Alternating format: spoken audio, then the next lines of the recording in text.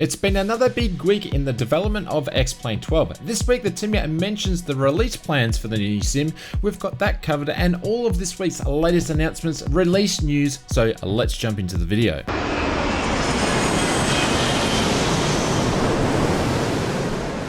Welcome to another Flight Simulator video. In this video, we take a look at all the Flight Sim news and development in one weekly video. Now, before we jump into this week's Xplane 12 video, 73% of all viewers that watch the Oz Flight Sim channel are not subscribed. So if that's you, please hit that subscribe button and the notification bell so that way you know when our next Flight Sim video goes live, and it's much appreciated. Thank you.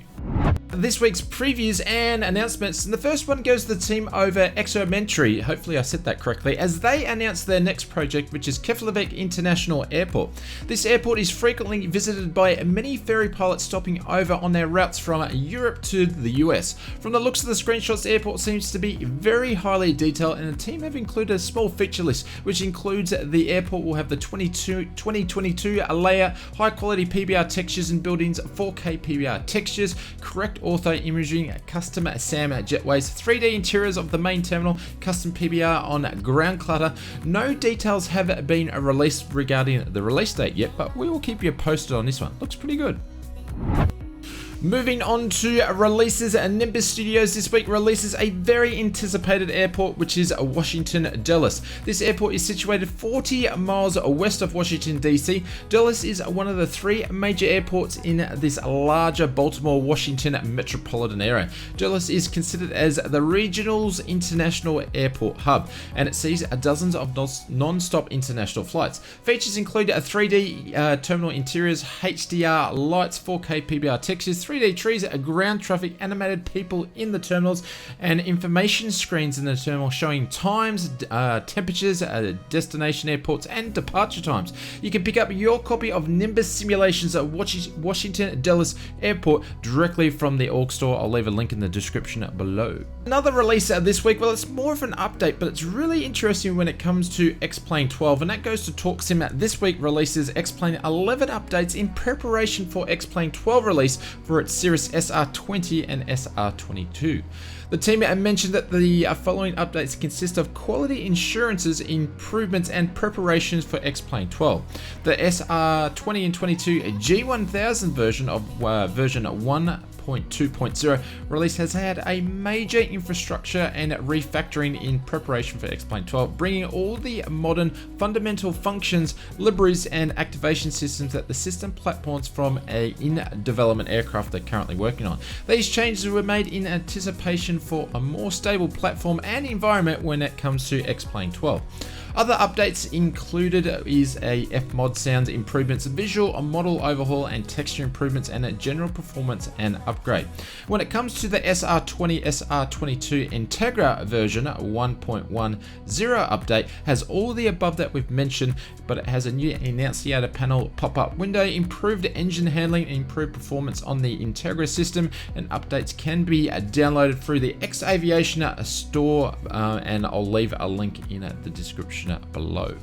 Apex Gaming PCs and the Oz Flight Sim channel have partnered up to create a range of gaming flight sim PCs tailored to flight simulation pilots in mind. The private pilot and the commercial pilot range has been designed to provide a great frame rates if you are on a budget or if you're an experienced simmer and want to take your simming to the next level. You can even customize to suit your virtual pilot needs. Links in the description below if you want to check out the new range of Oz Flight Sim PCs, the private pilot and the commercial pilot.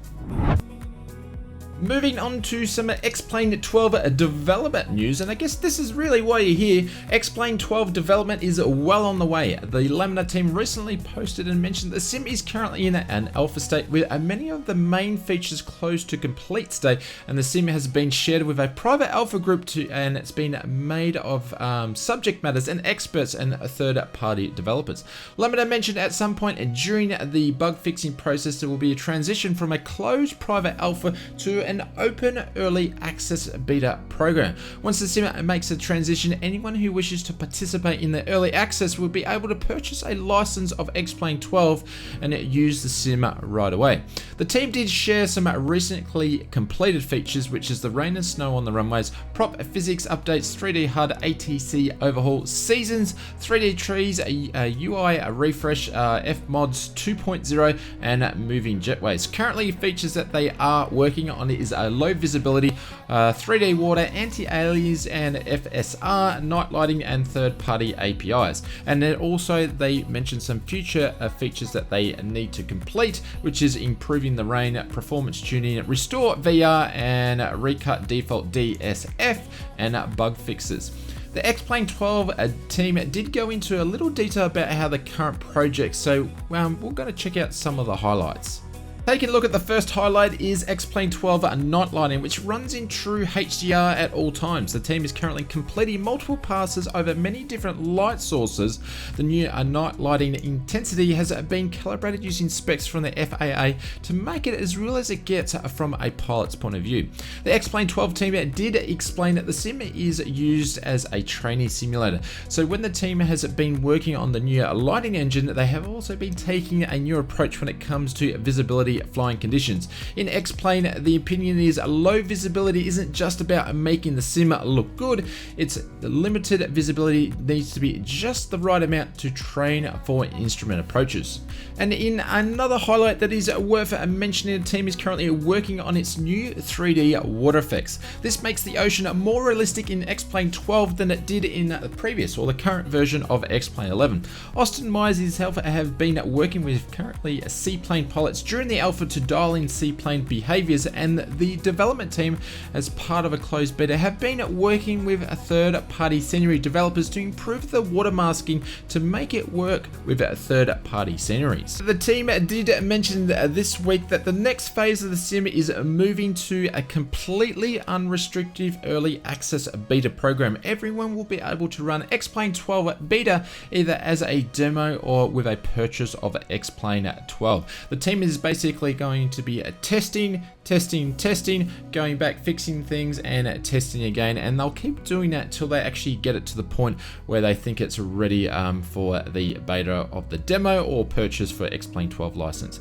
The Xplane 12 development team release seems to be gaining momentum, and of course we're going to keep you posted with all the big Xplane highlights as they release.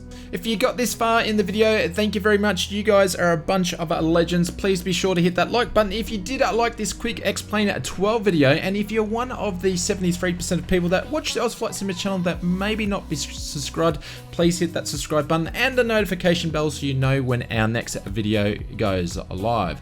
Stick around for some more Xplane 12 news, and I'll pop a link into another video that you might like, and we'll see you over there.